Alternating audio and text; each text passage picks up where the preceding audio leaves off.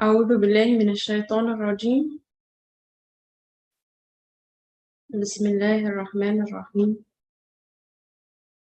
اللهم إني أسألك علما نافعا ورزقا طيبا وعملا متقبلا. لا إله إلا أنت سبحانك إني كنت من الظالمين. اللهم صل وسلم على محمد. Assalamu alaikum everyone. Thank you for coming today.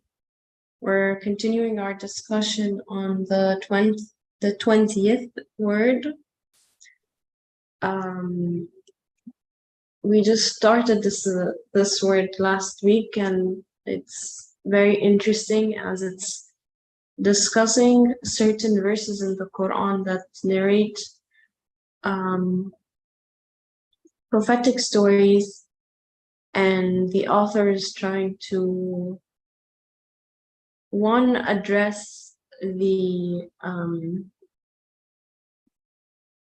address certain arguments that have been made against it, and then two, to find meaning to these verses, as some verses may appear to be distant, difficult to understand, or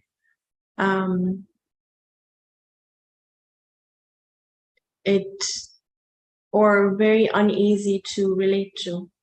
So we're trying to change that here. The verses we are discussing are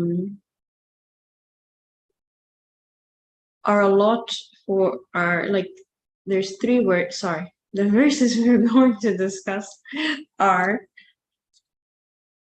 in the name of God, the merciful, the compassionate. And when we told the angels, prostrate before Adam, they prostrated except Iblis. The second verse is, God commands that you sacrifice a cow. The third verse is, and yet after all this your hearts hardened and became like rocks or even harder. The three verses I just read are from Surah Al-Baqarah, or chapter 2, verses 34, 67, and 74.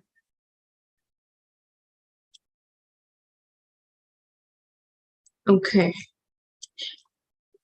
More specifically, we will jump to the first point.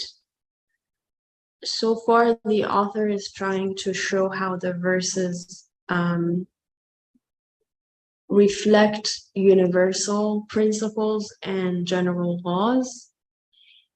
And there is another verse that we're looking at closely today is Bismillah ar-Rahman ar-Rahim. He taught Adam the names, all of them. I'm sure we're familiar with the narration of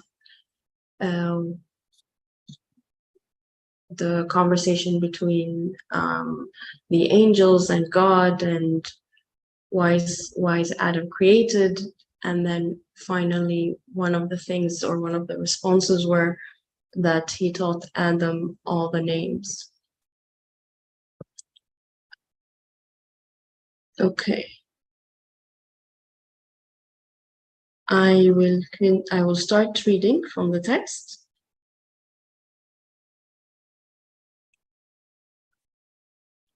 And pointing out what a fearsome enemy and serious obstacle in the path of man's progress are evil matter and its representatives, and evil indwelling spirits, which corrupt man's nature and drive him down the wrong paths. The Quran of miraculous exposition, while speaking of a minor matter with Adam, peace be upon him, oversees his elevated fashion with the whole universe and all mankind.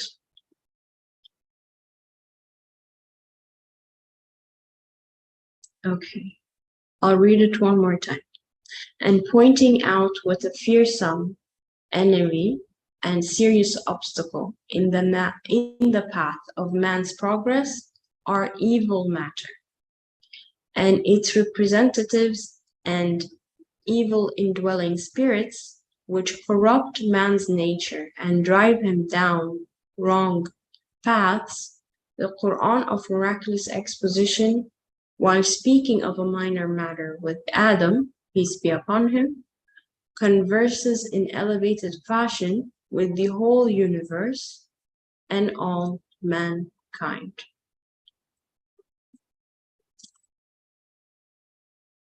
Okay. Last week we touched upon a little bit about what this verse of he taught Adam the names, or the teaching of the names, and all of them. And what I recall is how we talked about how man has a comprehensive ability of understanding, and how man is given the supreme trust versus any other creation. So we see here that in the verse that man is very valued and is given a huge capacity to comprehend creation and to understand who the creator is. But then the verse earlier that I mentioned where where it says here, and we told the angels prostrate before Adam, they prostrated except Iblis. Well, how do we make sense of that minor event? What does that mean?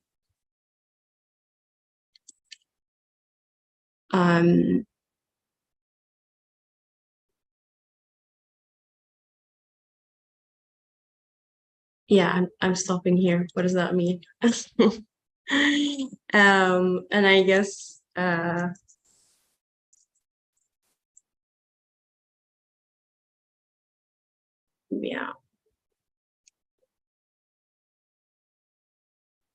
stop here. Sorry. Yeah, go ahead. Assalamu alaikum.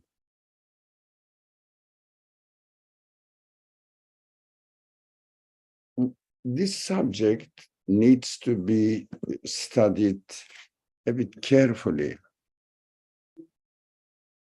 Now, the subject is dealing with the relationship, dealing with the relationship between human beings and their interaction with the creation, so that they will represent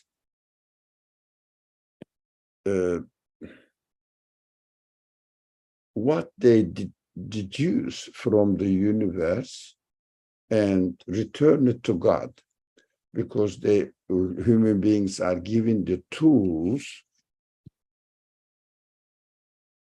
to understand what is reflected in the creation, which kind of meanings they can derive from the creation, and refer it to their creator, the qualities of the creator. Of course, if anybody does anything, we can understand that this object reflects the quality of its maker. So the whole universe also reflects the qualities of its creators. Human beings are given the ability. That is what we understood last week.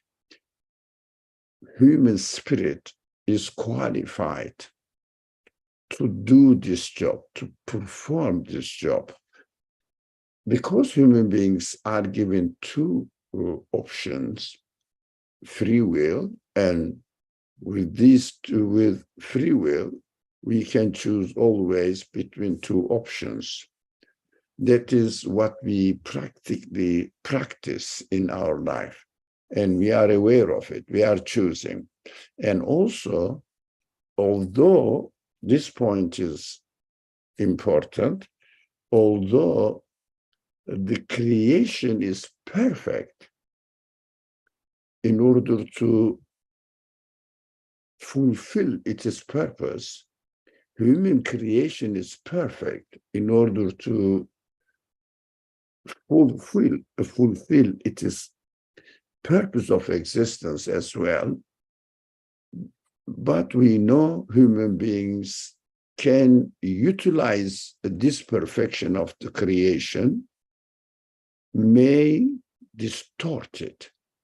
That is what Iblis represents, distortion side, and perfection side, right choice, being honest with what we are observing, are represented in the story of Adam in the Quran, angelic side of the universe.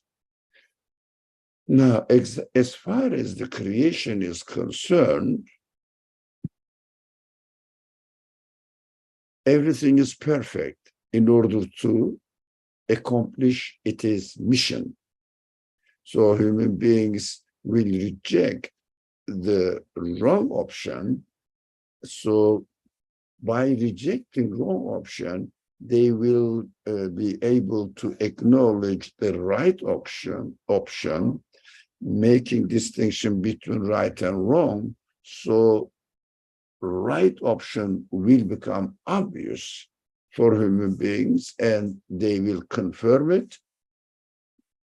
In this subject, they will return the reality of creation to its creator and appropriate the universe and everything created in it with to their creator. Now we are in this in the middle of this paragraph. The paragraph reads, pointing out what a fearsome enemy this Iblis is, and serious obstacle in the path of man's progress. There is something which is fearsome enemy to human beings. Why? Because they are serious obstacles in the path of man's progress. And here, these are evil matter. What is evil matter? Not in creation, but they are created in order to be rejected by us, saying that this option, for example, something we don't like, is created in order to say that I don't want to choose this. Although its creation has a purpose, but we should reject it. For example, dirty, harmful matters must be avoided, pushed away, not to be chosen by human beings. But their creation has a perfect purpose. We are not talking about from their creation point of view. We are talking about my relationship with the creation point of view here. This evil matter that I am going to avoid, and it is representatives. Now, these are important concepts that now evil matter and it is representatives. Now, whatever they represent, when we get the meaning from, let's say, some harmful microbes, harmful animals, harmful plants, poisonous rotten food. their representative means their meaning to me comes that I should avoid from it. And those people who come up with an idea telling me that the universe, for example, has no creator. It exists by itself. So this also should be avoided from, not to be chosen. By saying that, look, these are harmful things, so which kind of God he is, that he is creating harmful things, horrible wars, and creating sometimes hurricanes, tsunamis, and storms that harms, interpreting their creation to be bad. So their creator is bad, as if the creator is meaning to harm human beings, to harm other creatures. This interpretation is presented to us by those people who are enemies of God. They don't want to submit their beings to God, the Creator. They are enemies of God, Aduullah. And the representatives of these evil matters are those people who are interpreting the creation of the creation side of the things as bad matters. And their creator is a bad creator, and therefore I am going to fight against this their owner, whoever it is. I'm not going to accept, I'm not going to prostrate before it. This is represented in the Quran as evil. And evil dwelling spirits. Now, again, not from the creation point of view, but some people's body has some sort of, they have some spirit, but they corrupted their spirit, turned into evil spirit by not using it, by rejecting it. So even evil dwelling spirits and their representative ideas and bad matters are to be avoided and not to be followed, and corrupt man's nature. If they are there, especially the matter, for example, if I eat poisonous food, it corrupts the nature of my body. If I follow the wrong interpretation of the creation, it corrupts my nature of my spirit. I have to avoid from them and drive human beings down wrong paths. Bodily wise, material connection with harmful. I have to avoid it. Poison is good to make medicine, but I shouldn't eat it. I cannot criticize their existence, but I shouldn't follow it. I shouldn't use it. I cannot criticize the existence of evil, saying that God created something bad for me, so God is bad. No, evil is, Iblis is created, Iblis, Satan is created for me to avoid from, like poisonous matter. I have to avoid it. poisonous matter harms my body, and evil evil spirit, evil representative of deniers, representing the evil thoughts, wrong options. These people corrupt my spirit, and they drive me down wrong paths.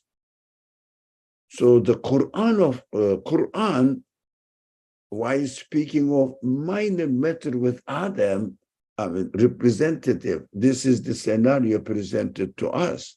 Speaking of a minor matter with Adam, peace be upon him, converses in elevated fashion, in a best way, tells me with the whole universe and all mankind. It means Adam represents whole mankind, evil represents all of the harmful things, wrong ideas.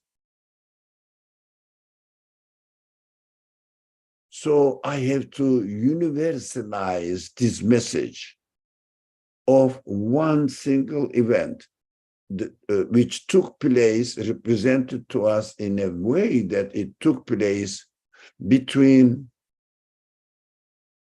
Adam,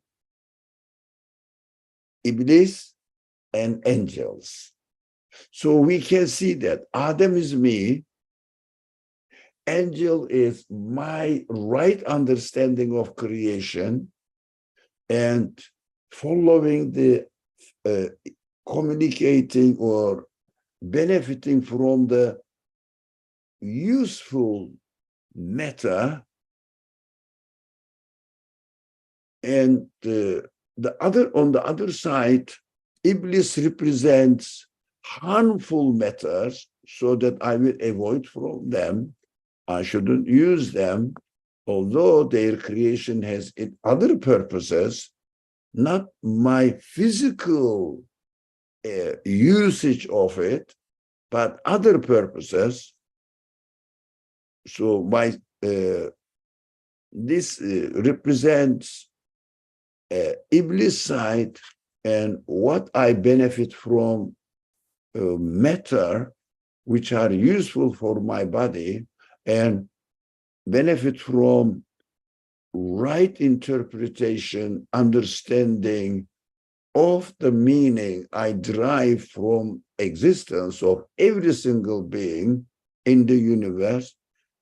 They are all bringing to me the news from their creator, so they are serving me. They are prostrating before me, means they are serving me.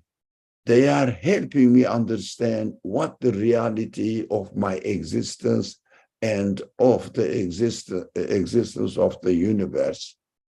So this small matter described in this story of Adam in the Quran, it took place between three elements, but covered all the reality of the universe as far as my interaction with the universe is concerned. That is why the author says this is a miraculous exposition of the Quran. It means God's word. I understand that by applying to my life and seeing that how real it is for me, I have to watch out for harmful matter and wrong ideologies and avoid from them, because they are deviating the reality, and I have to benefit the universe in order to understand the reality of existence, because they are representing the reality, and Quran must be the guidance of my creator and the creator of the universe. He knows what is going on in the universe, materially and ideologically, materially and spiritually, what is going on in the universe and what my human nature is, my body and my spirit. And I have to communicate with the rest of the universe by bearing in mind this very simple example, but it is the best guidance for me to follow. It's a beautiful description of the reality, what really the Quran is doing for me. Alhamdulillah. Thank you.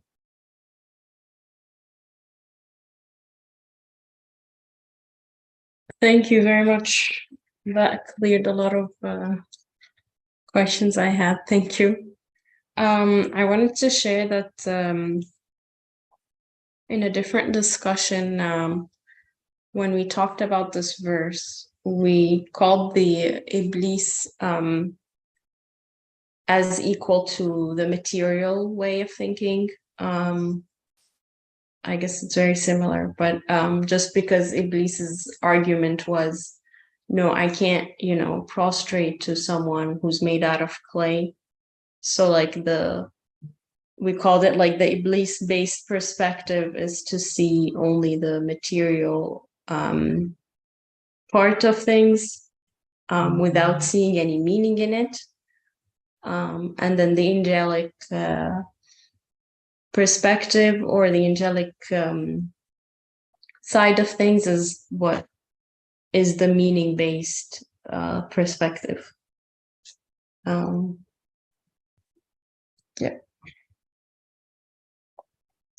Anyone want to share anything or any questions here?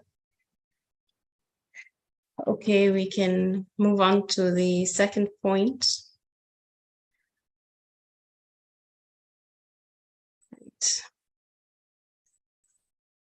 Although the land of Egypt is a part of the greater Sahara Desert, through the blessings of the Nile, it has become like an extremely fertile, arable field. Such a blessed heavenly place being found adjacent to the hellish Sahara has made its agricultural highly sought after by its people, and has so fixed it in their characters that for them it has become sacred. And the cow and the bull, the means of agriculture, have become sacred.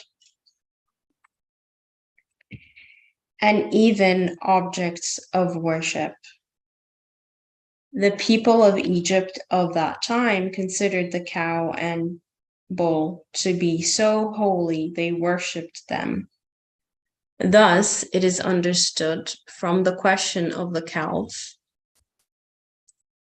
that the children of Israel of that time, who grew up in Egypt, had come to have a share of that custom. Thus, the all-wise Quran makes it understood through the sacrifice of a cow that through his messengership, Moses excised and destroyed the concept of cow worship, which had become a part of that nation's character and worked in their very natures.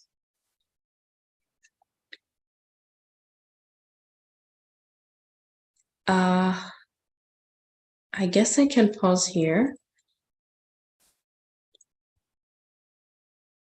Any questions or reflections so far? This is responding to the verse which says God commands that you sacrifice a cow.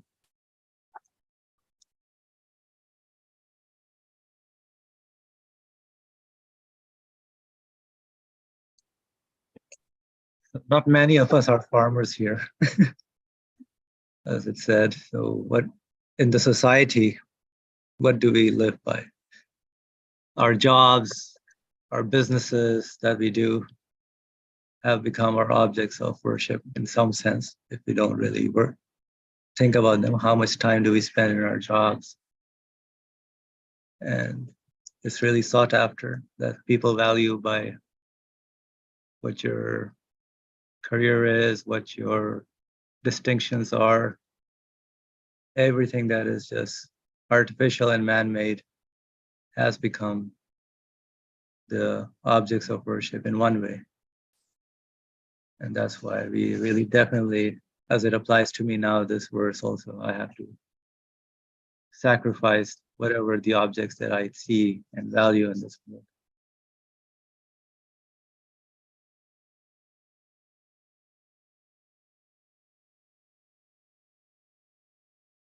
Thank you for that. Go ahead, Brother Ali. In addition to what our friend Asim said, why the text keeps saying worship? Although the Quran doesn't say worship, Quran just says slaughter the cow. Of course, if we really read the Quran literally as it is translated from, of course, most of us read the Quran from its translation, we have to watch out. We have to be extremely careful. Not only careful, extremely careful. Of course, when you read it, God asked the children of Israel to slaughter the cow, but they hesitated. They didn't want to slaughter. I would say, what is the politics? Slaughtering a cow or not? The children of Israel, why didn't they want to slaughter a cow? Just a cow? Come on. Because they were believers in God. That is, children of Israel means the follower of the Moses and his revelation. If you like, in order to make the case clear, they were the Muslims of their time. They submitted themselves to their creator and admitted that God sent his revelation, his guiding to them, and Moses was his messenger. But still, there was some problem, and in order to decipher, to uncover the problem, this interpreter on the Quran, the book that we are reading, says it is a matter of worshiping something which we regard as our friend said, source of our sustenance, our life is based on, without which we cannot live in this world, and we have to be respectful and worship this object, seeing that, or worshiping means regarding it as the one who nourishes me, does something by itself, not a means employed by the creator. For example, seeing that I'm looking at the window in the room now where I am, seeing that, oh, if there was no this window, I would be deprived of sunlight. If there was no sunlight, I would die. Therefore, sunlight is the source of my life. What I did now, I worshipped sunlight. Why? Because I assigned a kind of creatorship to the sunlight. At the same time, I may still believe that the universe is created by God, but my life is provided by the sunlight.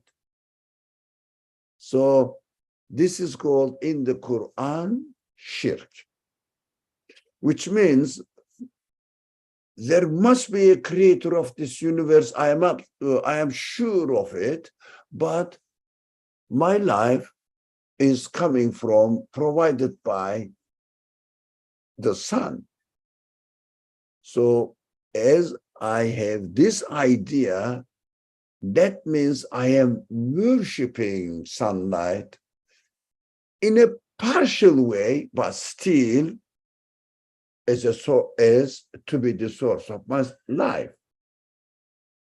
So I am assigning a kind of creatorship, although this creatorship doesn't require to create the whole universe, but it is a part of it. That is what the Quran describes. Be careful, nothing has any kind of quality to create anything. And when we really examine, we will say, the creator of the universe is creating life and using the sunlight as a material to do it, and creating the sun to function this mission. But it is not the sunlight is doing, or the sun is doing, but the creator is doing it in an order, perfect order. And in this order, sunlight represents the relationship between me and my life and the sunlight. But it is just employed there. It has no power, no knowledge, no free will, no wisdom, doesn't know me, I don't know it. They are employed there, I am employed here. Something like seeing the relationship between window and the door. It doesn't mean that window is a conscious being communicating with the door. Door is a conscious being doing the relationship between themselves. No, the architect designed in this way and made the building in this way. But really, I see that if there was, from my perspective, if there was no window, there would be sunlight. If there was no sunlight, there would be, I wouldn't be given life. But it doesn't mean that sunlight is creating my life. That is why when they said, how is the most precious object which causes my nourishment to exist? As our friend rightly put, if I say this company is the source of my nourishment, in the Quran's explanation, the prophet will say, for example, if I do this, if I have this idea, the company is the source of my existence, that I am working and they are paying me, the Quran will say, slaughter this company, which means resign from this company. Why? You are worshiping the company. You are worshiping the company. Resign from it. Leave the job. Exactly the same thing. Either I should stop worshiping it, or I should resign, because it is harming my spirit, my spiritual world, and I am choosing an option which rejects the reality, which rejects the truth, and this option is cutting off my relationship with my creator and making me worship a created being as to be the source of existence.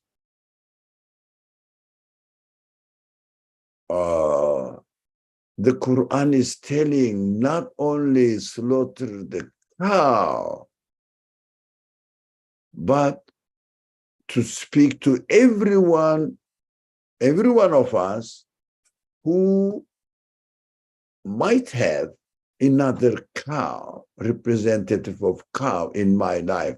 Maybe if my father wasn't here, I would die, and my life wouldn't be here because he is providing everything for me, not God, the creator. We not acknowledging that my father is employed for my nourishment by God. He creates the food my father brings to me. Even he creates my father. If I don't hear this, I will slaughter my relationship with my father. Representative, it means shun away from it. Cut your relationship with false gods. Cut it. Slaughter your relationship with your cow that you worship. The small cow represents everything in the world that the human beings are interacting with. If I turn something as to be the source of existence of something in my world, it is my cow. Whatever it is, it may be my wife, it may be my children, it may be my house, it may be, I don't know, my money, my bank account. So Quran is really warning me not to fall into the same mistakes as those people in the past. I don't know who they are. There were some people fell into this kind of mistakes. I am telling you their mistake as an example to you, giving an example. So this is a lived example, the real example, the Quran says. But you don't have to really bother about the real example, what it was, but we have to really take it seriously what this example represents for me right now in my practical life. So when we realize that Quran says, I am the guiding speech made by your creator, I have to say, but this book or this speech is telling about an event which happened in the past. I have no idea, for a purpose that is directly related to my life now, here in my place. So I shouldn't lose myself in the event, but I should really take seriously the message, this event, the story of this event, which is told to me now. That is what I understood. Worship is a very important, turning the cow into an object of worship. I have to watch out now, really, which kind of things that I am turning into the object of worship. Not only my profession, my company, or my store, or my father, my properties as well. I have to use them. I shouldn't worship them. I think the case is clear now. For me, it is clear. Inshallah, I would like to hear what other friends say. If there is any point which is not clear, we can talk further. They can ask, inshallah, or make further explanations, inshallah.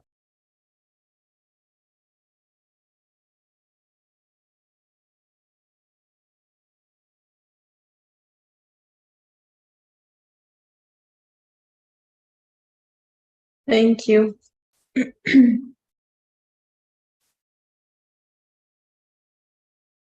Okay.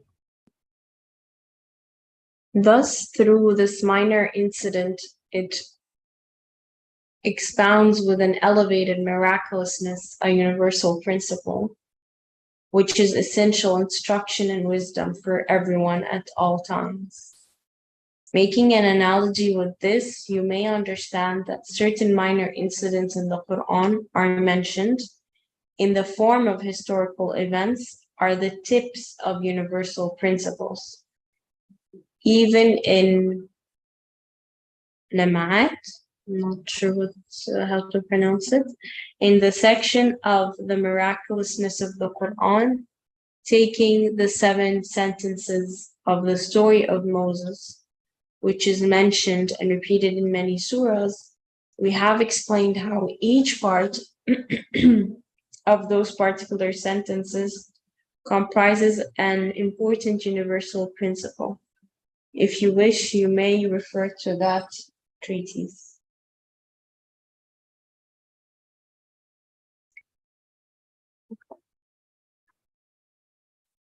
Any questions here?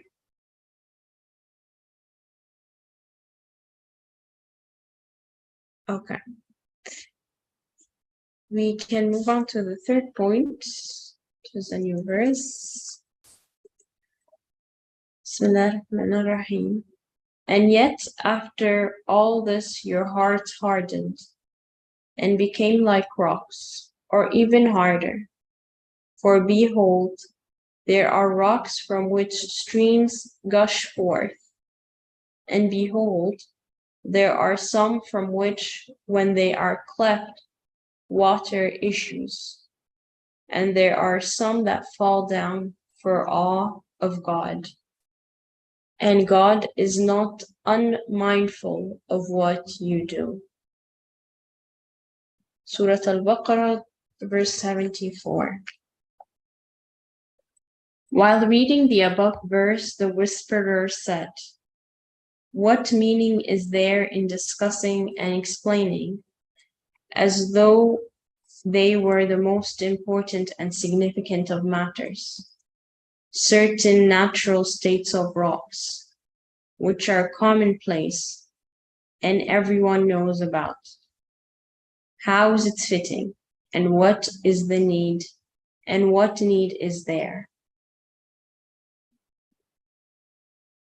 In the face of this suggestion, the following point was imparted to me from the effulgence of the Quran. So again, the whisperer, the way I'm reading it is the whisperer is kind of seeing the, is reading the verse very objectively or very materialistically, and pointing that, a Quran or like a holy book doesn't need to talk about the natural states of rocks. So why talk about it? Let's see what the author has to say. Yes, it is fitting, and there is a need for it. And it is so fitting, and there is a meaning so significant and truth so enormous and necessary, that only through the Quran's miraculous conscience and guiding grace has it been simplified to a degree and summarized.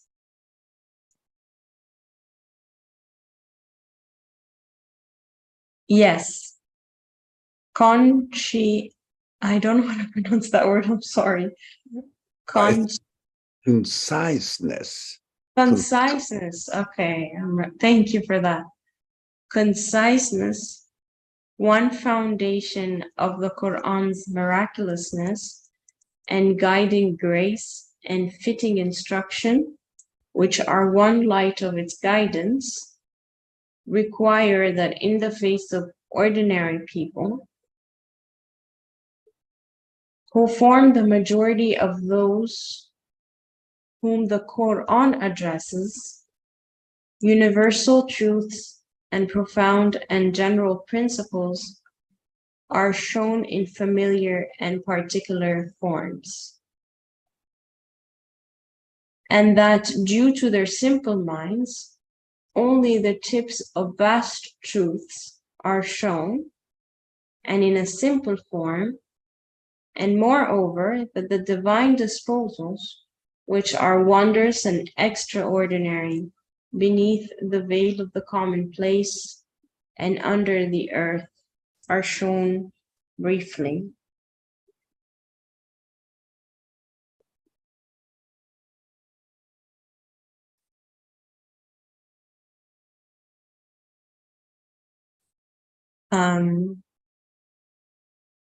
Anything here before I move on to the next paragraph?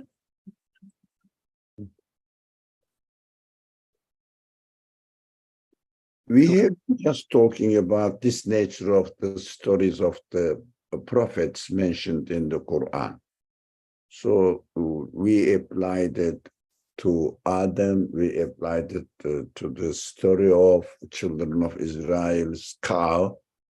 Now I'm waiting that the author is going to make a commentary and apply this principle to the story of the stones, the nature of stones, and what is it telling here? So the relationship between the children of Israel's heart and not the comparison, not the relationship, comparison between the children of Israel's heart when they disobeyed their prophets and the nature of the rock, and giving an advice. Quran is giving an advice to the children of Israel. Look at this rock and see which kind of missions the rocks are performing, and your heart is so hard, then harder than the rocks. Watch out. Why are you not sensitive to this message? Take it seriously, not blindly believe in it, but take it seriously. I think he is going to make this comparison and tell us. This is the principles mentioned in the paragraph you just read. We should not think that the Quran is talking about rocks, really. No. The reality of rocks can be better described by a geologist. This is not the point. And any person looks at the rocks and understands which kind of characters they have, not the characters, which kind of disposition they have, quality they have. This is taken as an example to speak to somebody and give an advice. This is not an example. It is not a geological study. Geological. Yeah. I think this is the science is called geology, isn't it? Yes, geology, yes. Yeah, geological study. Inshallah, we will try to understand how the author interprets this example of the disposition of the rocks.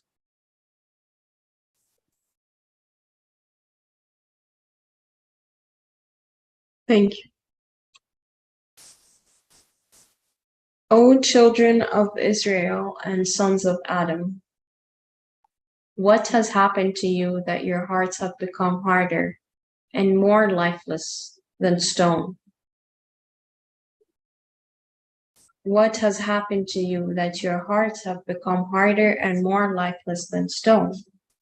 For do you not see that those extremely hard, lifeless, huge rocks formed in vast strata under the earth are so obedient and subjugated before the divine commands, and so soft and tractable under the dominical works, that to whatever degree the divine disposals occur without resistance in the formation of trees in the air, orderly water channels and veins, like the circulation of blood in veins, occur with the same ease and order and with perfect wisdom in those hard, deaf rocks under the earth. And like the way the branches of trees and plants spread in the air with ease, encountering no obstacles, the delicate veins of roots spread with the same ease in the rocks under the earth. The Quran indicates this and teaches an extensive truth with the verse, and thus, by allusion, says the following to the hard-hearted.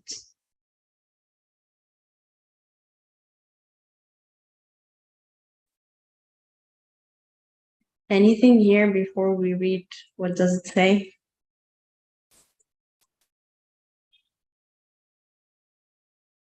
Okay, go ahead. Go ahead, Brother Ad.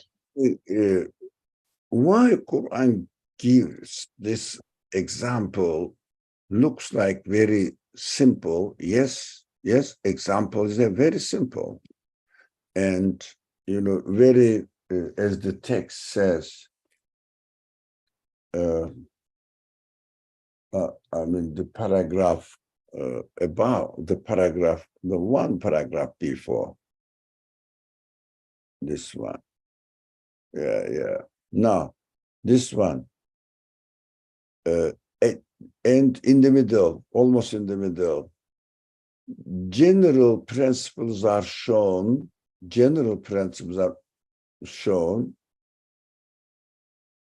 and in familiar and particular forms. But especially this is important. Quran gives extremely simple example so that you and I should have not excused that I don't know geology. So very familiar. Everybody knows that rocks really functions in the way that the Quran describes, scatters or crumbles into pieces. Although they are very hard, but they crumble into pieces. That's their disposition. It is familiar to everyone. Any fountain of water where the water really comes from the mountains, they come through rocks.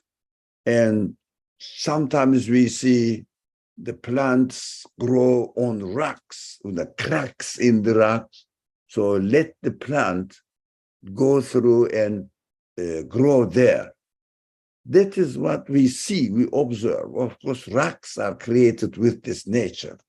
Rocks have no conscious, they will do all this by themselves, but they are created in this. Oh yeah, I've seen some rocks and the roots of a big tree went into the rock. Oh, I know, I've seen one here and there. Everybody is familiar with this example, and then turns to the children of Israel example. Of course, the author said in the paragraph you read, "Oh, children of Israel," and together with children of Israel, the message is to the sons of Adam. It means you and me. The message is to all of us. of course, it is given and mentioned children of Israel. It is not only for children of Israel, because this message says, I am for all mankind. And the example of children of Israel are mentioned. It means this is just an example, and I have to take it seriously for my own case, because example is given to me, for me to take a lesson from it, to learn my own situation. If somebody gives me an example of another person, for example, this and speaking to me, I had a friend, Jason, somewhere, and he had this kind of attitude. It was very bad. What does it mean? I mean, he's not complaining, Jason, to me. He's speaking to me, saying that this attitude is bad. You and I shouldn't do it between ourselves when we talk about an attitude of a person somewhere there. The point is not to gossip about Jason, but to understand that Jason's attitude, this person is telling me this example, he must mean that I've seen that you are doing the same thing. That is why I am telling you this story, or this narrating this subject, this matter. It is very familiar, and I don't know Jason, but Rak's nature is familiar to me. What does it mean? When I am speaking to people, I shouldn't give a so delicate, detailed, scientific example while I'm speaking to general public. Maybe none of them is, or except one or two, is specialized in the subject, so that only 2 people out of thousands will benefit from it. The others will say, I don't know what he's talking about. But Quran gives the example of the rock. Everybody knows it, with no exception. No one, you cannot see any doubt that I haven't seen any rock. It is very common everywhere. Everybody experiences it. But attitude of children of Israel is my attitude to the prophetic message. Yeah. So in the divine, the earth, which is really the crumble of the original rock, if you ask the geologists, they will tell you all the sands and that earth is created out of rocks. And now they are obeying the divine command, although they are hard, but they crack. Even 1, 2, 3 drops of water can crack the rock. Rock cannot resist it. When weather is cold and they become ice, and ice, while they are becoming ice, it is created in such a way that they expand. Those rocks cannot really go against the command of God, who asks the water to become ice and expand. It means this is the way of creation. I am giving you the example. I am not teaching you physics. I am not teaching you how and why the water, when it is frozen, expands It is not for the sake of water. It is not for the sake of rock, expansion of frozen water as they are freezing. These are just examples that we are familiar with. Even we see a concrete sidewalk. There was a small plant and a small crack. In this small crack, there may be a seed of a plant. Although this plant or seed is so delicate, so soft, but God creates it with the order that it should expand. Rock cannot stop it. The solidity of rock. This is the order of the universe, but it is given to me as an example. Look, rock is so obedient to the command of its creator, but you are not.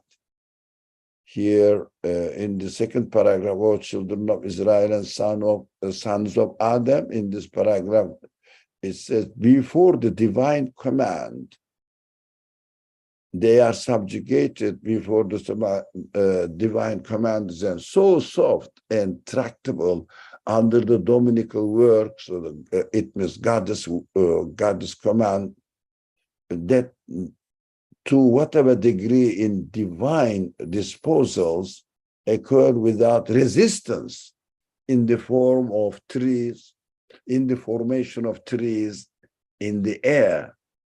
So gives this example. So even the branches of trees and plants spread in the air with ease, encountering no obstacles.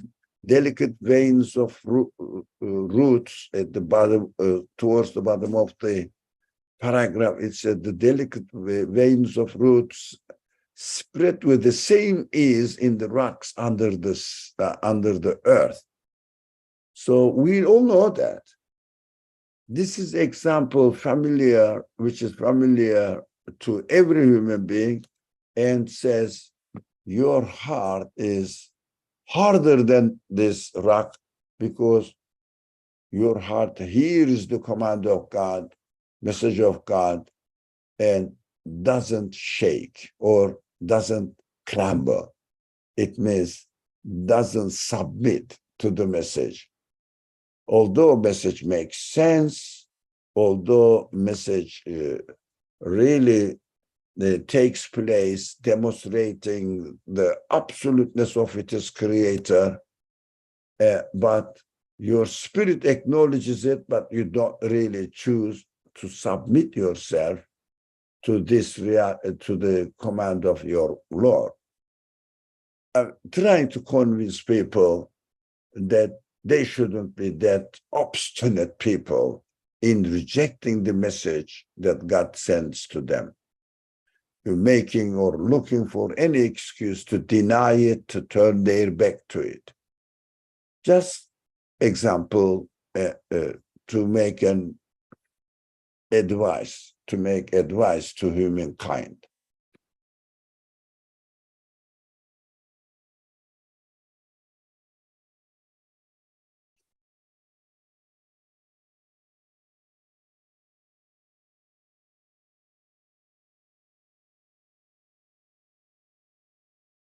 Thank you. Thank you very much. I guess we can stop here. Sorry, we went a little over time today. But if anybody wants to say anything before we close. Okay. اللهم لا علم لنا إلا ما علمتنا إنك أنت العليم الحكيم وآخر دعوانا الحمد لله رب العالمين. Thank you very much for today, everyone. Alhamdulillah. Assalamu alaikum wa rahmatullahi wa barakatuh.